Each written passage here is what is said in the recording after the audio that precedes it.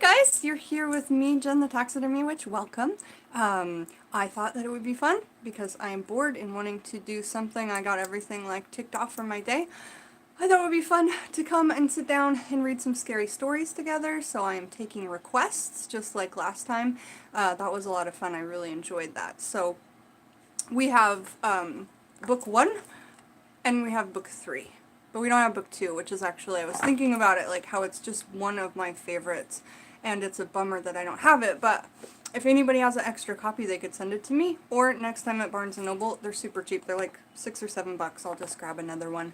Sue Hennessy, it's so good to see you, hi, welcome, Augie, Augie, Augie. I'm having a very, yeah, very fun day.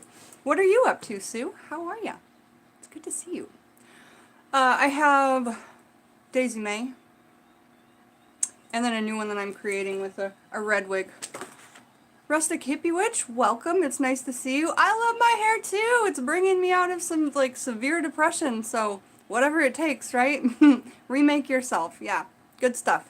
So, if anybody would like to, like, has a favorite story they would like me to read, go ahead. I'm taking requests. Hey Kitty, welcome back. Nice to see you again. Mystic Veteran, welcome back. Nice to see you again. Transdangers, yes. Mystic Veteran has seen Daisy May in person. She's a lot prettier in person. Brittany Humphrey, welcome. Good to see you today. Good to see you today. So, yes, taking requests. So, nobody's said anything yet. If anybody wants to put up their favorite story, I have book 1 and I have book 3. Saffron, welcome. Nice to see you. Hello.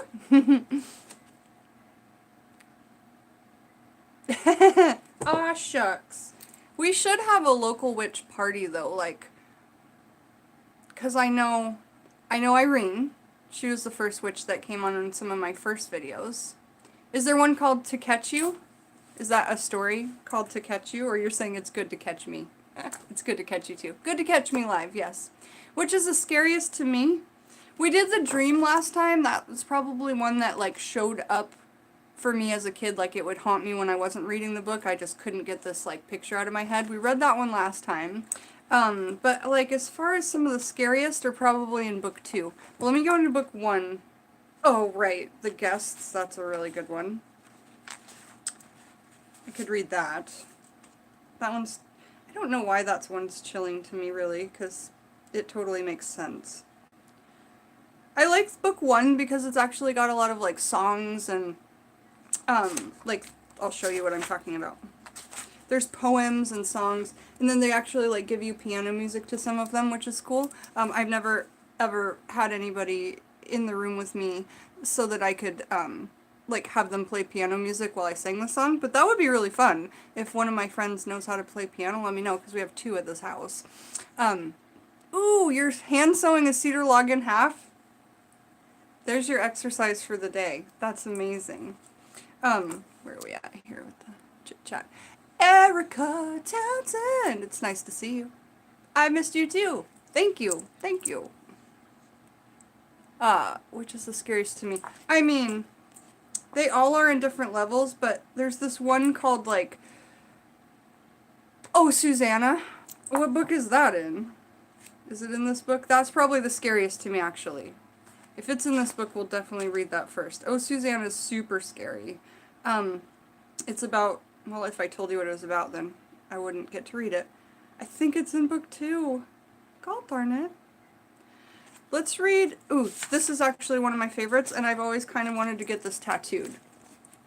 This is a really cool picture, and this is from The Girl Who Stood on a Grave. So I'm going to read that one, and this is coming from book 1 of Scary Stories, okay? The Girl Who Stood on a Grave. Ready? Is everybody ready? Alright, let's go. Some boys and girls were at a party one night. There was a graveyard down the street, and they were talking about how scary it was. Don't ever stand on a grave after dark, one of the boys said. The person inside will grab you. He'll pull you under. That's not true, one of the girls said. It's just a superstition. That's hilarious, saying something's just a superstition, because there's so much energy in that. Anyway. I'll give you $1 if you stand on a grave, said the boy. A grave doesn't scare me, said the girl. I'll do it right now. The boy handed her his knife. "Stick this knife in one of the graves," he said. So disrespectful. "Then we'll know that you were there." The graveyard was filled with shadows and was as quiet as death. There was nothing to be scared of, the girl told herself, but she was scared anyway. The graveyard was filled with shadows and was as quiet as... Oh, excuse me. She picked out a grave and stood on it. Then quickly she bent over and plunged the knife into the soil, and then she started to leave, but she couldn't get away. Something was holding her back. She tried a second time to leave, but she couldn't move. She was filled with terror. "Something has got me!" she screamed, and she fell to the ground. When she didn't come back, the others went to look for her. They found her body sprawled across the grave. Without realizing it, she had plunged the knife through her skirt and had pinned herself to the ground. It was only the knife that held her. She died of fright. And I've always liked that one because, like, I guess just the vibration of our reality is what we make it. And if you're in your head about stuff, then you're just gonna, like, make that reality happen. And that's the same thing with, lately I've been talking to people about worrying too much. If you worry too much, bad things could happen. Purple Panther, welcome, hello, nice to see you. Kitty remembers that story. Yeah, it's a good story. Pastel Lovebug Goth, it's lovely to see you. I haven't seen you in a while. Yeah, really good to see you. Nice to see you. So I like that one a lot and always have. The drum in book 2, by far the scariest story that I can think of at the moment, because remember it was about the two girls and they met this like little gypsy girl and they wanted to be like her because she had this cool drum that she like played everywhere, and it was hypnotizing, obviously, because she was, you know, had magic in her. I would assume she just had magic in her, maybe some kind of glamoring, maybe something else. But so they want to play with the drum so badly, or they want the drum so badly, and the girl says, "Okay, well, you have to be bad for it. Go home and do the worst things you can think of, and then come back and tell me all about them the next day."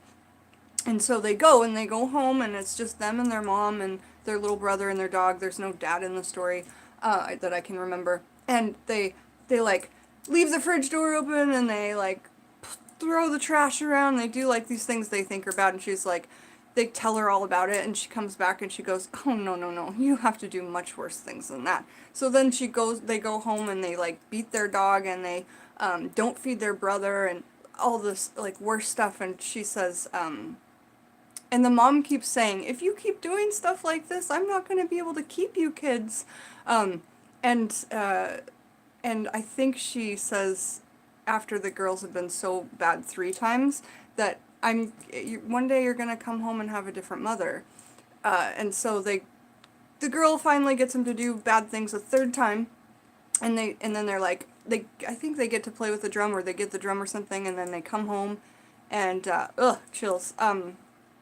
They look in the window, because their mom's gone, and they look in the window, and there's this new mom there with a wooden tail and glass eyes. I think that's how that story ends, and it's just like chilling, because I guess it reminds me of lessons we learn over and over and over, and I think that this resonates with like any kind of addiction or addictive behavior, things like that, that if we don't clean up our behavior, that bottom does happen. That bottom is there. And so yeah, crazy. That's probably the one that resonates with me the most, Kitty. That story is chilling. Raven Song, welcome! Uncle Badger, welcome! It's so good to see everybody.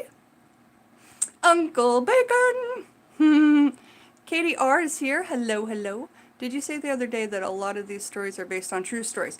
Well, they're based on, like, I guess you'd call it folk tales from around the world. And in the back of the books, they kind of go through in the bibliography and stuff, I think that's what it's called, bibliography, about like where the stories came from, what part of the world, what other stories of that version there are, and the different names of them.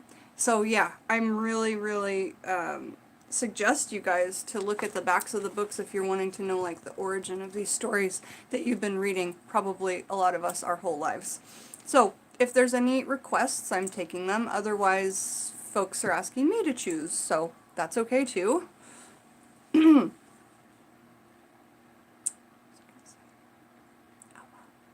While you guys are thinking about what to request, I'll try and pick out a new story to read.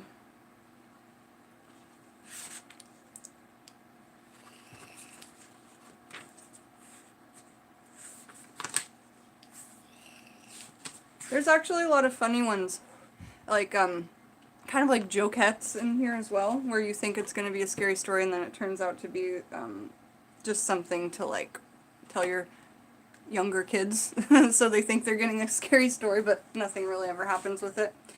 Okay, so I'm going to read one called The White Satin Gown, and again, this is from book 1 of Scary Stories. The White Satin Gown. Here's the picture, which I also love. It's really cool. It's just a dress on a hanger, but if you get really close, you can see that there's like shadows of feet and cleavage and some kind of arms. The drawings in here would make really wicked tattoos. I'm sure somebody out there has got a Scary Story sleeve or leg. What do you call it on your legs? I don't even know. I should probably know. Okay, the white satin evening gown. Thanks everybody for being here. Appreciate it. I was lonely, so thanks for joining me. A young man invited a young woman to a formal dance, but she was very poor and she could not afford to buy the evening gown she needed for such an occasion. Maybe you can rent a dress, her mother said. So she went to a pawn shop not far from where she lived. There she found a white satin evening gown in her size. She looked lovely in it, and she was able to rent it for very little. When she arrived at the dance with her friend, she was so attractive, everyone wanted to meet her. She danced again and again, and was having a wonderful time. But then she began to feel dizzy and faint, and she asked her friend to take her home. I think I have danced too much, she told him. I probably said that 3 times today. When she got home, she lay down on her bed. The next morning, her mother found her daughter had died. The doctor did not understand what had caused her death, so he had the coroner perform an autopsy. The coroner found that she had been poisoned by embalming fluid. It had stopped the blood from flowing. There were traces of the fluid on her dress. He decided it had entered her skin when she perspired when she was dancing. The pawnbroker said that he bought the dress from an undertaker's helper. It had been used in a funeral for another young woman, and the helper had stolen it just before she was buried. So that's, unfortunate, absolutely. Good little story there. I think everybody might know this from, I don't know what to call it, if it's called folk tales or legends or whatever, but the hook is one that shows up in many different stories, kind of, not from around the world, but that you'll hear over and over.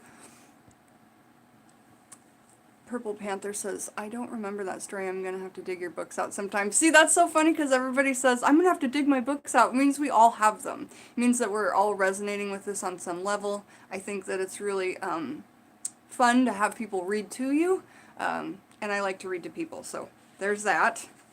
It helps my English skills and vocabularies and whatnot. So do we want to read the hook, or do we want to look for something different? We're making this interactive. And thanks for loving the deer. I'll love them too. Ugh, I need to do more yoga. Watching while eating. Well, cool. That's fantastic. I will just read the hook then.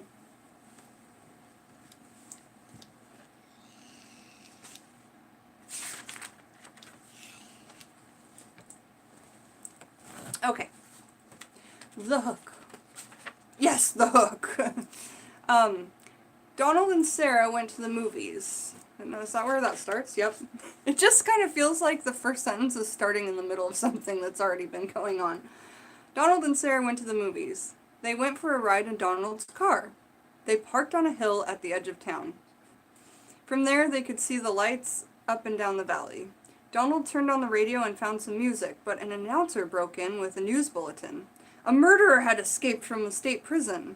He was armed with a knife and was headed south on foot. His left hand was missing. That's terrifying. In its place, he wore a hook. "Let's roll up the windows and lock the doors," said Sarah, because, yeah, Sarah, that'll keep you completely safe from any kind of serial killer. Those glass windows will keep you completely safe, don't worry. That's a good idea, said Donald. That prison isn't too far away, said Sarah. Maybe we really should go home. But it's only 10 o'clock, said Donald. "I don't care what time it is," she said. "I want to go home." "Look, Sarah," said Donald. "He's not going to climb all the way up here. Why would he do that? Even if he did, all the doors are locked. How could he get in?" I'm not really fancying Donald at the moment. I'm feeling like he's not a good person, and Sarah should, like, really be getting this. Definitely. "Donald, he could take that hook and break through a window and open a door." Okay, good. Now some sense has come into her. "I'm scared, and I want to go home." Donald was annoyed. "Girls are always afraid of something," he said. As he started the car, Sarah thought she heard something or someone scratching at her door. "Did you hear that?" she asked as they roared away. "It sounded like somebody was trying to get in." "Oh, sure," said Donald. Soon they got to their house. "Would you like to come in and have some cocoa?" she asked. I don't know why she's offering this gentleman any cocoa. "No," he said. "I've got to go home." He went around to the other side of the car to let her out. Hanging on the door handle was a hook. That's a good example of, like, woman's intuition. That's a good example of too much of a masculine energy in a person and them not being balanced, because a woman sure could act like that too, absolutely. You know? I'm just saying that it feels to me that that energy right there was masculine, whether it came from a boy or girl. Whispers of 1, 2, 3. It's so good to see you. Hello, welcome. Do you have any scary stories that are a favorite that I could read to you? I would love to do so. So that is The Hook, and that's a good story. I have book 3 as well. I don't have book 2. I really want book 2 because I want to read you guys The Drum. I might put that on my list of things to get from our Patreon list. That would be a good thing to do, is just take our Patreon money and go get that second book, because we all love reading scary stories, don't we? Hey Debbie, it's so nice to see you. Welcome to the chat. Let me find some more that I think to me are scary and why, or we could have some fun just kind of talking about the story during it. That might be annoying to some people, so if it is, you let me know. I might stop, I might not. Is the little black dog in book 2? So yeah, actually, Purple Panther, good question. Watch my last Scary Stories video, because we read the little black dog from the 3rd book, but it's also in book 2. And I love the little black dog story in book 2, to be quite honest. But yeah, on our last Scary Stories video, we read over the black dog. I like this story too. It's called Room for One More, and I'll show you the picture. It's on the opposite side. It's of 3 little, like, gargoyle type figure things, and let's read this, because it's a good one. A man named Joseph Blackwell came to Philadelphia on a business trip. He stayed with friends in the big house they owned outside the city. That night they had a good time visiting, but when Blackwell went to bed, he tossed and turned and couldn't sleep. Sometime during the night, he heard a car turn into the driveway. He went to the window to see who was arriving at such a late hour. In the moonlight, he saw a long black hearse filled with people. The driver of the hearse looked up at them. When Blackwell saw his queer, hideous face, he shuddered. The driver called to him, "There is room for one more." Then he waited for a minute or two, and he drove off. In the morning, Blackwell told his friends what had happened.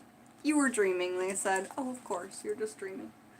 I must have been," he said. "But it didn't feel like a dream. After breakfast, he went into Philadelphia. He spent the day high above the city in one of the new office buildings there. Late in the afternoon, he was waiting for an elevator to take him back down the street, but when it arrived, it was very crowded. One of the passengers looked out and called to him. By the way, elevators terrify me on their own. I'll take the stairs every time, even if there's like 30 floors.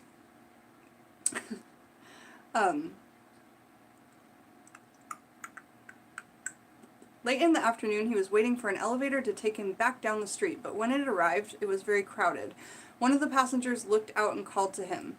"There's room for one more," he said. It was the driver of the hearse. "No thanks," said Blackwell. "I'll get the next one." The doors closed, and the elevator started to go down. There was shrieking and screaming, my greatest fear. Then the sound of a crash.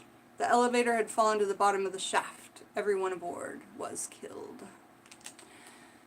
So I think that something fun to do after we read the story is talk about what we kind of think that it means, like as people that work with spirits, people that are in the spiritual life, what do we think happened there, you know? Obviously, we'll say death was calling to him. But why was he able to escape it? That's why I never figured it out. Like, honestly, the end of the story should be, and he took the stairs and fell down and broke his neck. Like, I feel like if death is coming for you, there's no real way to get around that. But, I mean, I don't know. What do you guys think?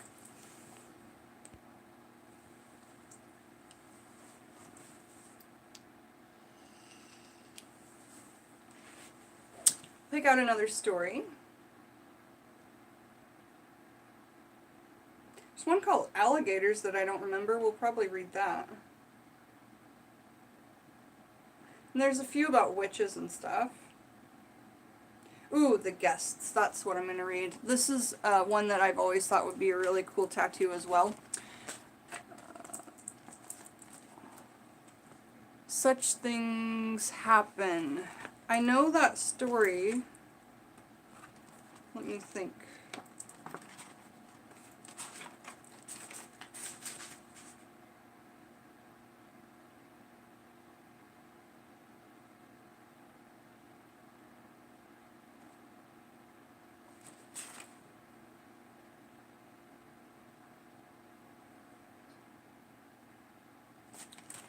I think it's in book 2, but maybe. Hey, Butterfly Magic, nice to see you. Yeah, I'm on again. I just been feeling really good and getting so much done in my life, and then when I'm done with that, I get really bored, so then I just come and visit you guys, and that's been great for me. Thank you for being my therapy. I love you guys. So, Such Things Happen. I'm just going to check real quick if it's in this book.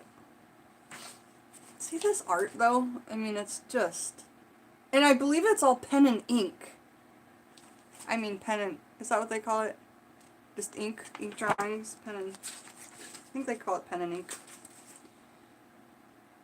Such Things Happen? Is that what we're looking for?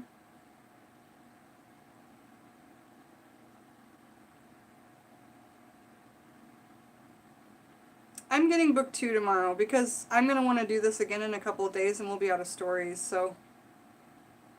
I'll go get book 2 tomorrow, y'all. But no, Such Things Happen, and it's book 2 as well. Okay, so we're going to read The Guests. It's one of my favorite stories because I feel like it's happened to me before, but I don't know why. And it's absolutely never happened to me, but I do feel like when I read it, I've lived through that somehow. So let's read this. Make sure I've said witches. Yes, that's right. Maybe he was given... Erica Townsend had some thing to say, and I wanted to understand it, but she says maybe he was given a... Oh, maybe he was given a choice. Yeah, that's a really good idea. Maybe he was given a choice because he saw the guy at night, and it was obviously a death omen, a hearse in the middle of the night. And then he saw the same guy in the elevator. Oh, God. Yeah, you just put a whole nother level into that story for me, and now it's frickin' chilling. It's more chilling now than it was my whole life. Thanks, Erica. But if we don't ask ourselves what's going on, then we just kind of leave the story where it ends. And the cool thing about these stories, and what I'm always telling my daughter, is that they're psychological thrillers. They're like, they start in this weird place, and then they end just like, kind of like, what? And then what? You know. Okay, so we're reading Guests. This picture's wicked. Really cool. And it is only like one page. I love stories that you can get like so much into just one page. An elderly, wait, no, one page and a fifth or something. The Guests. A young man and his wife were on a trip to visit his mother. Usually they arrived in time for supper, but they had gotten a late start, and now it was getting dark. So they decided to look for a place to stay overnight and go in the morning. Just off the road, they saw a small house in the woods. Maybe they rent rooms, the wife said, so they stopped to ask. An elderly man and woman came to the door. They didn't rent rooms, they said, but they would be glad to have them stay overnight as their guests. They had plenty of room and they would enjoy the company. The old woman made coffee and brought out some cake, and the four of them talked for a while, and then the young couple were taken off to their room. Again, they explained that they wanted to pay for this, but the old man said that he would not accept any money. The young couple got up early the next morning before their hosts had awakened. On the table near the front door, they left an envelope with some money in it for the room. Then they went to the next town. They stopped in a restaurant and had breakfast. When they told the owner there where they had stayed, he was shocked. "That can't be," he said. "That house burned down to the ground. The man and woman who lived there died in the fire." The young couple they just would not and could not believe it, so they went back to the house. Only now, there was no house. All they found was a burned out shell. They stood staring at the ruins, trying to understand what had happened. Then the woman screamed. In the rubble was a badly burned table, like the one they had seen by the front door. On the table was an envelope, the envelope with the money they had left that morning. Ah! So, let's just analyze that for a minute, because did the house reappear and manifest just for them? You know, like, did these old souls want company so badly that their energies were able to remanifest their house as one that hadn't been burnt out and burned down for years and years? Or was it an illusion? I mean, what do you guys think happened? Because so much could have been going on there. But I really do feel like that, like I've lived through that story and those chills and that moment and everything, but maybe it's just because I've read it so many times, I'm not sure. So let's see who is here. Yeah, Choice, I got you. Erica! What was the last story called? The bus conductor? It sounded like it. The last story?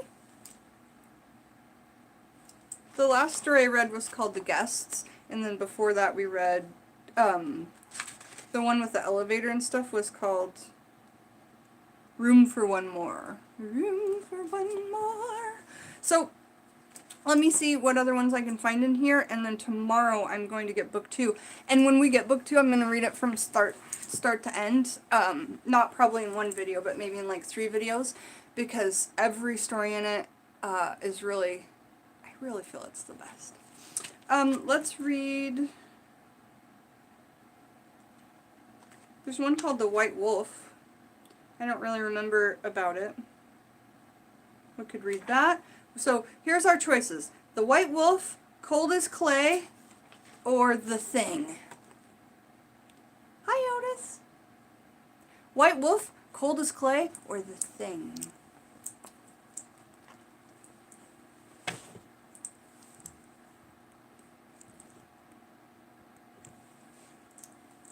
It could have been a time slip. Yes! That's what it was! That's what it was! It's the only thing that fully makes sense, Uncle Badger. You're absolutely right. It was a time slip. They live over a little vortex. Or maybe they practiced witchcraft there when they lived there. Room for One More was originally called The Bus Conductor. Cool.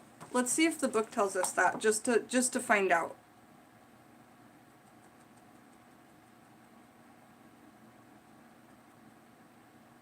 I'm going to read something about the hook. It says, this legend is well known, particularly in college campuses, that telling this is not based on any particular variant. Okay, well, so it's been told on college campuses for years, probably to keep girls from getting pregnant or whatever. I don't know. That would make sense to me. We read Room for One More. It says, 1970, this legend has circulated for many years in the United States and British Isles. For 2 English versions, see Briggs Dictionary. Okay, it doesn't tell us what, but thank you, Thomas, for telling us that, because it's important to the story and the content and the superstition and history of it. Kitty, yeah, it's sort of a thing about seeing houses or people or stuff that are not of this time. It's sort of ghost thing about someone's psychic energy moves things briefly through time. It's so cool. Jen, I'll find a YouTube reading of the... Yes! That would be amazing. And then I can write it down and I can retell it. I would really, really love that. Thank you, Purple Panther, for saying a story.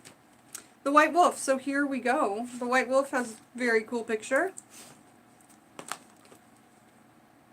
Apparently got passed around loads and loads. Cool.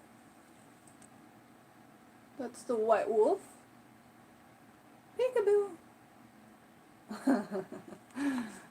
And E.F. Benson was interesting. Thomas, if you get bored, send me some YouTube video about E.F. Benson. Or some information. I would love to look into him. Because if he's an author, maybe I could read some stories. The other, if and when, because we will eventually run out of scary stories, you know, there's only like 110 of them or something, we will go back to reading Grimm's, Brothers Grimm fairy tales, which are usually like 3 pages long. As long as I can keep it under 4 pages, I can read a story. Yeah, cool. Thanks, Thomas. I appreciate it. Alright, so let's read The White Wolf.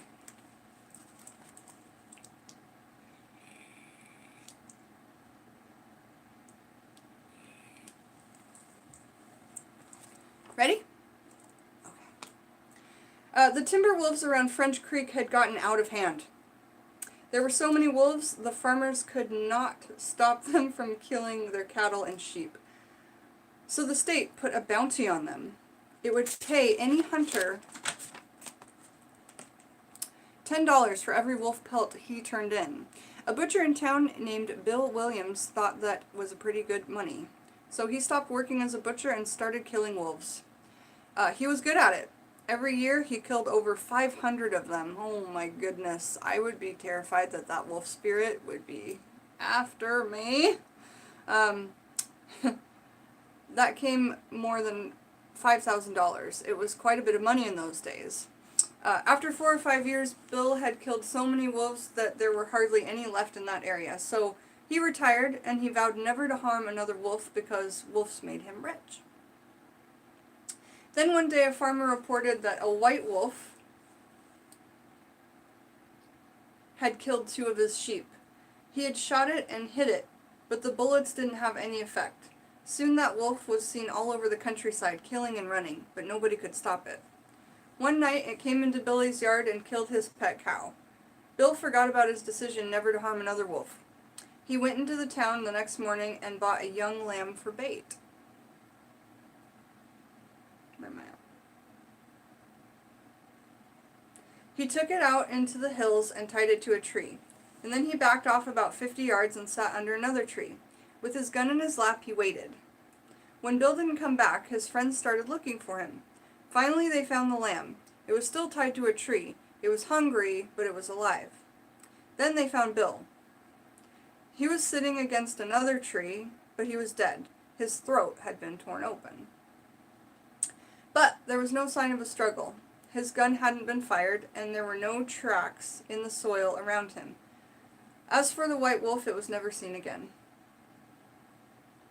Okay, let's talk about that and pick it apart a little bit, because I think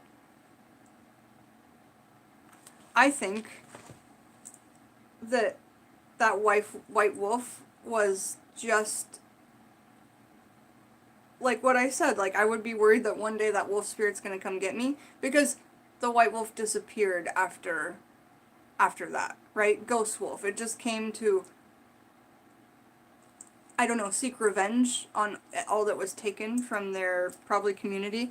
Every time I think about wolves, I think about, these days, I think about, like, in Peep Show in season 9, Thomas, I don't know if you saw that, but in season 9, Dobby and Mark are hanging out together and, with Super Hands, and it's all dark, and it's, like, before the wedding, and, Super Hands takes off his shoes and just starts running, because they couldn't get a cab, it was too late at night, and they were out in East Anglia. And, he's like, Hands, what about the wolves? Or, what about the wolves? Oh, there's no wolves in East Anglia. I know Britain's always been really, like, fearful of getting wolves back. Didn't you guys get rid of all the wolves at one time? I don't know. Alright, next we're gonna read either Cold as Clay, or The Thing, or... It might be fun to read Me Tai Doty Walker, because it's, like, interactive and stuff, and I could make... Like, you have to read it with a fun voice and everything, so that might be kind of fun. So, one of those three we could read. But until you think of one, I'm going to do The Walk, because it's super short, and it's a goodie. So here is the picture, which is lovely. I love these drawings. The Walk. The Walk. My uncle was walking down a lonely dirt road one day. He came upon a man who was also walking down that road. The man looked at my uncle looked at the man. The man was scared of my uncle was scared of that man. But they kept on walking, and it began to get dark. The man looked at my uncle looked at the man. The man was very scared of my uncle was very scared of the man. But they kept on walking. And they came to a big woods, and it was getting darker. And the man looked at my uncle looked at the man was really scared of my uncle was really scared of that man. But they kept walking. And deep down in the woods they went. It was getting darker, and the man looked at my uncle looked at the man. And the man was terrible scared of my uncle was terrible scared of... Boo! I can't scream, I just know how to say boo. So there's some pretty funny... There's some pretty funny ones in the first book where they're, like I say, more for, like, little children and stuff, because it's not like his throat was ripped open, it's like boo, you know. Kind of like snipe hunting, I guess. I love, though, Kitty, that they brought this into the movie. The big toe, right? That was... They actually made that terrifying in the movie. I liked how they did that. KDR, I miss the scary stories. Well, good, we're bringing them back, you know? I mean, actually, before they even made the movie, when I first started the channel, I read you guys scary stories. I know that it was, like, a long time ago and everything, but I did sit down and read scary stories, kind of like chapter by chapter. You know, before I, like, started my YouTube channel, I always wanted to do... Okay, so I had this idea, because I thought you had to be, like, special to do YouTube channel. Like, you had to have, like, all this fancy equipment and a big concept and, like, get a bank loan. No, I'm kidding, but you know what I mean. So I was like, well, I can do YouTube lives, because my husband does them, and Alex was doing, like, the goat videos. He would do live videos with the goats, and everybody liked that so much.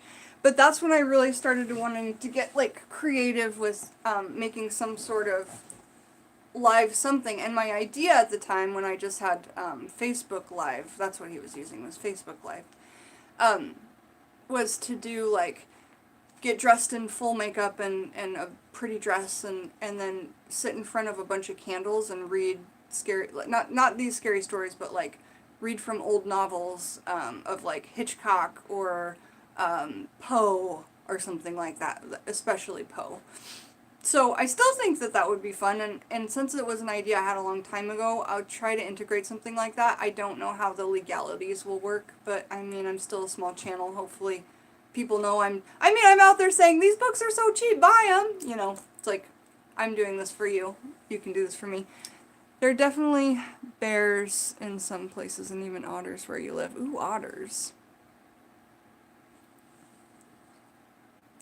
Alright, so did someone have a choice, or should we just pop into book 3 and do some out of book 3? Oh, message. Oh, no, I didn't get a message. Okay. Alright, here we go. I've always liked the story best. We did Footsteps in the Black Dog last time. Let's just start at the beginning and kind of see which ones are the best. I want to talk about Boomin, for sure. This is the opening to book 3. It's talking about Boomin, because I've always felt like I've seen these in my whole life. This isn't a story, it's just talking about something spiritual kind of thing. Yay on otters. I like otters too, Thomas says. I'm glad they're still around. Fond memories of seeing them before they got reintroduced in the wild.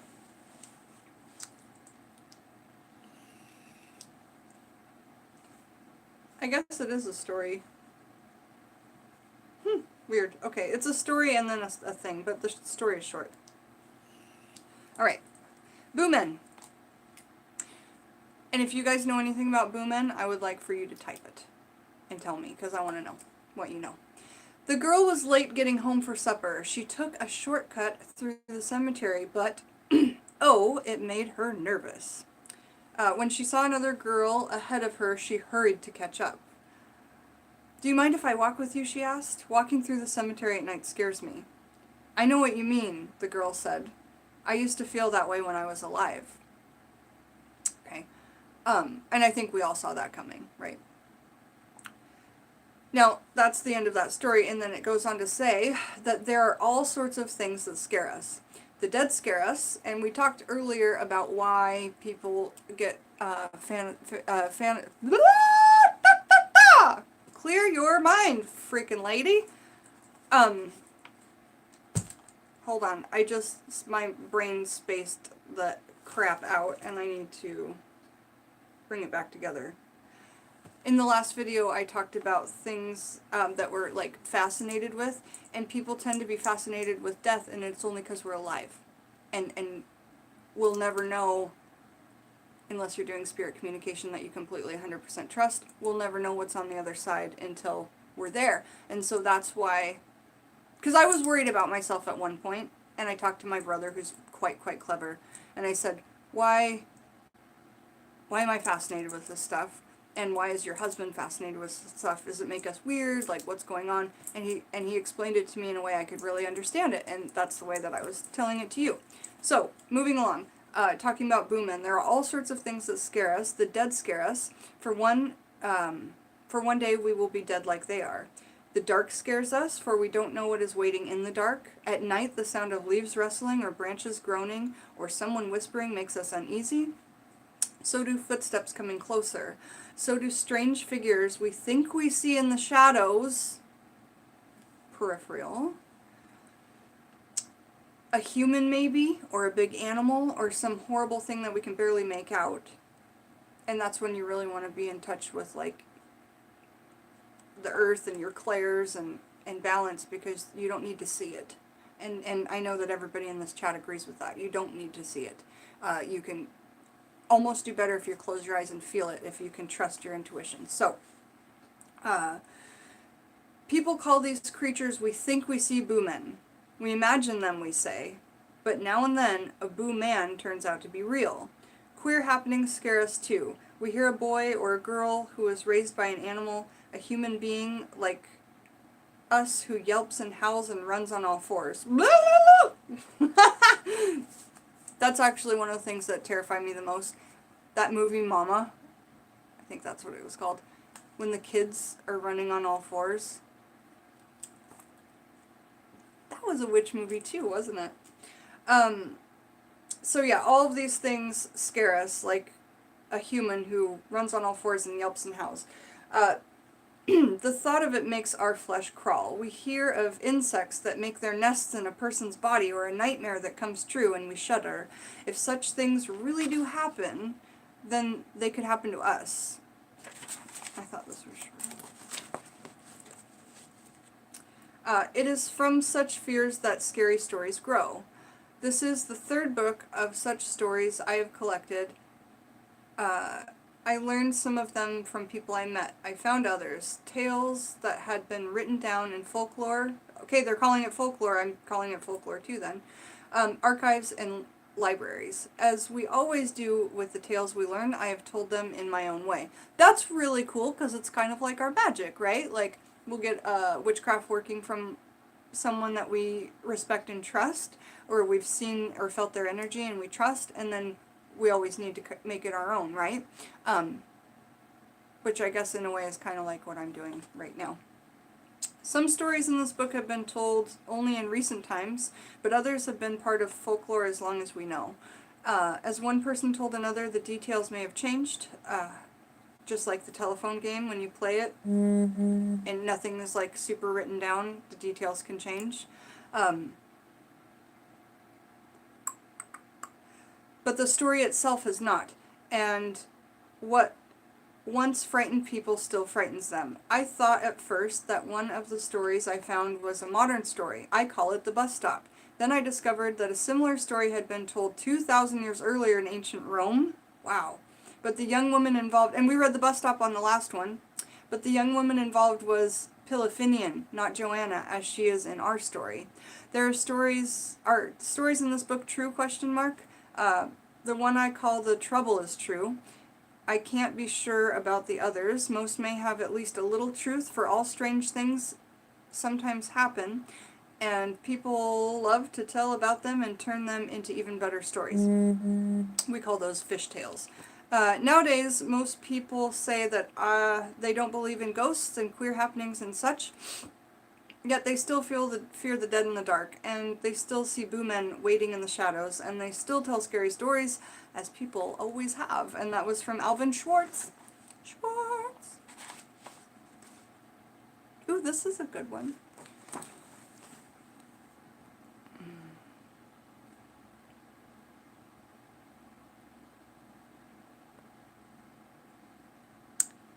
Uncle Badger notes that fashion houses used to pay loads for otter skins. I bet. Otter skins are obviously like waterproof, so you'd have a fur that you wouldn't have to worry about getting rained on. That'd be my favorite fur. I have 3 furs. I have a white rabbit fur coat that goes to my knees. All of these I got at like thrift stores. I have a white fox coat, which they were selling as a rabbit coat because they didn't know. And so I got it for $129. And I left and I was like, I felt like I was stealing. Like, I felt like I had just stolen because they just had no idea what they had, you know? But what are you going to do? Come in there and go, I gotta let you know. So, and then I have a big mink coat. Like, it's an extra large or an extra large. So, that's the one I talked about for a long time. If I could, I'd send it over to Uncle Badger for his channel, because I think that'd be so cool if he had a big fur to wear. But, it would cost more than the jacket itself to send it over there. Plus, the UK doesn't let taxidermy in. It'll send it out, but it won't let it in. So, you know, we wear these coats and we wear these furs and stuff, and I feel like if you saved it from a thrift shop, you haven't done the... I mean, I feel like going to Saks Fifth Avenue and paying $125,000 for a fur coat is, like, if you buy it from the from the main store, I kind of feel like you're supporting the cause of the animals being killed for their skins. However, if you were to, like, save it out of your attic, for, like, your grandma's attic, going through her personal effects after she passed away or something like that, you know, that's a different thing. Or a thrift store, you know, because I know that resonates with you guys too. I don't need to explain it further. Okay, so the next one that we're going to read is another short, scary story. We're reading out of book 3. I like this picture. It's got the Grim Reaper below. And then this, like, truck up top. Truck up top. Yeah. A 17-year-old boy worked on his grandfather's horse farm. One morning, he drove a pickup truck into town on an errand. While he was walking along the main street, he saw Death. Death beckoned to him. The boy drove back to the farm as fast as he could and told his grandfather what had happened. "Give me the truck," he begged. "I'll go to the city. He'll never find me there." So he's trying to outrun Death. His grandfather gave him the truck, and the boy sped away. After he left, his grandfather went into town looking for Death. When he found him, he asked, "Why did you frighten my grandson that way? He's only 16. He's too young to die." "I'm sorry about that," said Death. "I did not mean to beckon him, but I was surprised to see him there. You see, I have an appointment with him this afternoon in the city." I'm working on my voices because I want to be the Howard Wolowitz of D&D. Like, you remember how Sheldon never compliments Howard for anything, but when he's Dungeon Master, he's like, he is good. I really, really, really want to get some voices going for characters. I'm excited about that.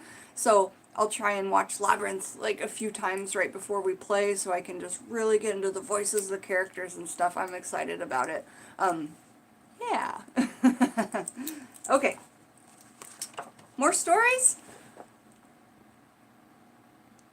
Purple Skies here. Emily! It's so nice to see you.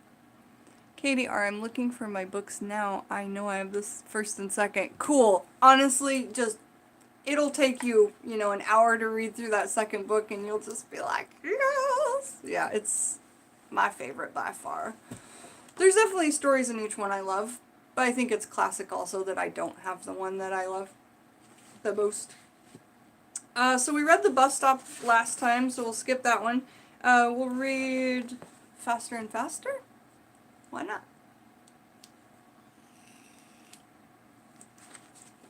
Here's the picture.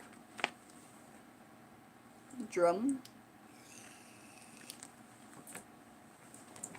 Okay. Faster and Faster. Sam and his cousin Bob went walking in the woods. The only sounds were leaves rustling now and again, a bird chirping. "It's so quiet here," Bob whispered. But that soon changed. After a few minutes, the two boys started whooping and hollering and chasing one another around. Sam ducked behind a tree, and when Bob came by, Sam jumped out at him. Then Bob raced ahead and hid behind a bush. When he looked down, there at his feet was an old drum. "Sam, see what I found?" he called. "It looks like a tom-tom. I bet it's 100 years old." "Look at the red stains on it," said Sam. "I bet it's somebody's blood. Let's get out of here." Don't let me forget to talk about drums, symbolism and stuff. But Bob could not resist trying the drum. He sat on the ground and held it between his legs. He beat on it with one hand, and then the other, slowly at first, and then faster and faster, almost as if he could not stop. Suddenly there were shouts in the woods and the sound of hoofbeats. A cloud of dust rose from behind a line of trees. Then men on horseback galloped toward them. "Bob, let's go!" Sam shouted. He began to run. "Hurry!" Bob dropped the drum and ran after him. Sam heard the twang of a bow firing an arrow. That would be terrifying. Then he heard Bob scream. When Sam turned, he saw Bob pitch forward dead. But there was no arrow in his body, and there was no wound. Ghost arrows. And when the police searched, there was no men on horseback, and there were no hoof prints, and there was no drum. Only the sounds were ruffling leaves, and now and again a bird chirping. Kind of like The Guests, I feel, a little bit like that, because, but just with the fact that, like, when they went back and all of a sudden done, everything was just normal again. But I think they kind of walked into maybe like a Native American burial ground, and once they were there and kind of like not paying respects to where they were, perhaps there's some kind of curse on the land of some sort, because we know that the Native Americans practiced magic. Absolutely. Absolutely. They were real good friends with the hoodoo workers, right? So, and they had a lot in common. But I think when they got there, they were kind of like disrespecting the area of the forest or the land, and then